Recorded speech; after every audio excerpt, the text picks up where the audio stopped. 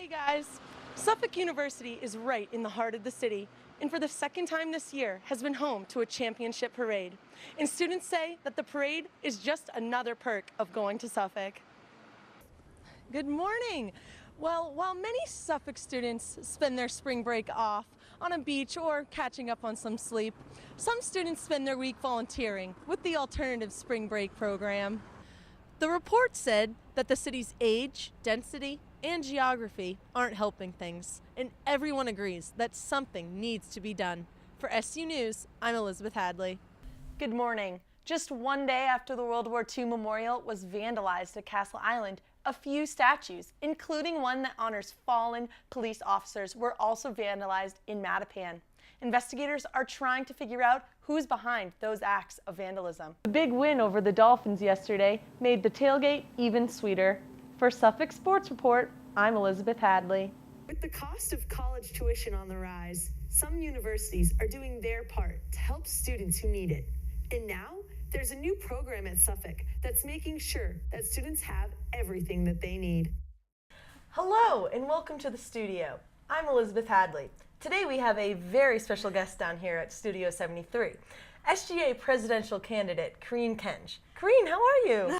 From trains, buses, cars, bikes, to even your own 2 feet, commuting to Boston is no picnic. According to a recent report, it may be the worst commute in the country. A report released last week said Boston has the worst rush hour traffic in America. Now that report was just for cars, but are the other options any better? This new garage that everyone is kind of freaking out about because Wollaston's closed, so they're totally under construction. Quincy Adams or Quincy Center is under construction, and now North Quincy will be under construction, so that's like 3 stops in a row, which is going to be a struggle because where are people going to park? There's so many commuters. The cost of living in Boston is so high that more and more people turn to the suburbs to live, which means more people on the roads and rails. You have to get there, make sure you make the train on time, and then if it's too busy, then you have to wait for the next one, and it kind of delays your whole days. Students who commute say that it does help with their time management skills. I always know that I have to leave 30 minutes before, so I've really planned the amount of times that I have to get ready, plan the amount of time that I have to take to get to school, plan my whole day around those 30 or so minutes to get to where I need to go. Mayor Marty Walsh says he is working on the problem and is trying to improve the public transportation. The report said that the city's age, density, and geography aren't helping things, and everyone agrees that something needs to be done. For SU News, I'm Elizabeth Hadley. Much more. Hi, Elizabeth. Hey guys, Suffolk University is right in the heart of the city, and for the second time this year has been home to a championship parade. And students say that the parade is just another perk of going to Suffolk. From the Red Sox win in October to the Patriots win this past week, Boston has had 2 parades in the past 3 months, right on Suffolk's campus. We've already had 2 this year. What other school in the country can say they had 2? Because Boston sports teams are the best teams. So I mean, it's a dream come true, especially being a huge Boston sports fan. I love it. Every second of it. I got to see Brady, Gronk. Brady's the GOAT. The excitement from the parade energizes the whole city, and students feel lucky to go to college right in the middle of it all. It's super exciting. It's really nice that we're super close, so we don't have to worry about commuting in or having to find parking or being cramped in the T and stuff like that. The giant sign over one of Suffolk's buildings makes the parade even better. Being able to go to it on a Suffolk University campus and attend Suffolk, it's something that you can only dream of, especially being a Boston sports fan. Since I was growing up with my father, I watched the games all the time, so it's just awesome to go to a school and be able to watch a parade at the same time. The parade this Tuesday showed 1.5 million people, and all students agree that it is a day they won't forget.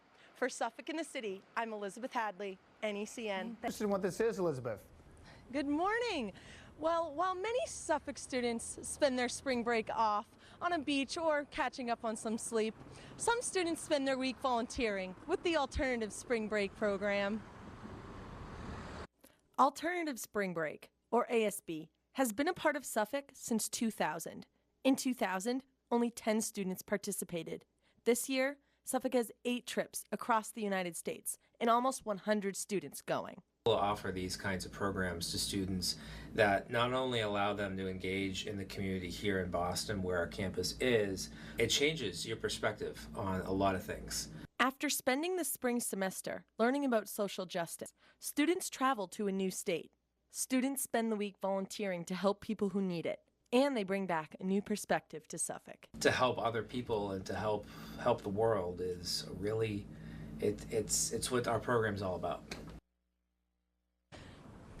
This year, ASB will be volunteering with Habitat for Humanity, racial justice groups, LGBTQ advocacy groups, and environmental protection agencies across the United States. And students, including me, leave this Sunday. For Suffolk in the City, I'm Elizabeth Hadley, NECN. Very cool, Elizabeth. Thank you very much. The Patriots game isn't about what happens inside Gillette Stadium. It's also about the pregame, or the tailgate. The Patriots are known to have passionate fans that will sit out in extreme temperatures to cheer on their team. I caught up with a group of fans who have been tailgating for 25 years. Let me put it this way, there wouldn't be a game if it wasn't for tailgate. While the game may actually start at 1 o'clock, these fans get here much earlier. To them, in fact, the tailgate may actually be more important than the game. We all sit in different spots at the game. So we're all together here and we have a great time together. We see each other 8 times a year. No. And playoffs. No. Plus playoffs. 10, at least 10 with 10? playoffs. Okay, well, we hope. Yep. In years past, it's more the game enhances the tailgate because we have so much fun together at the tailgate. The fans carry that energy into the stadium with them to cheer on the team that they all came here to support. Just getting game ready for I think it's fun to get to meet new fans and just kind of enjoy the whole experience. These fans told me that while they may not win every game, there's never a bad tailgate. The big win over the Dolphins yesterday made the tailgate even sweeter. For Suffolk Sports Report, I'm Elizabeth Hadley.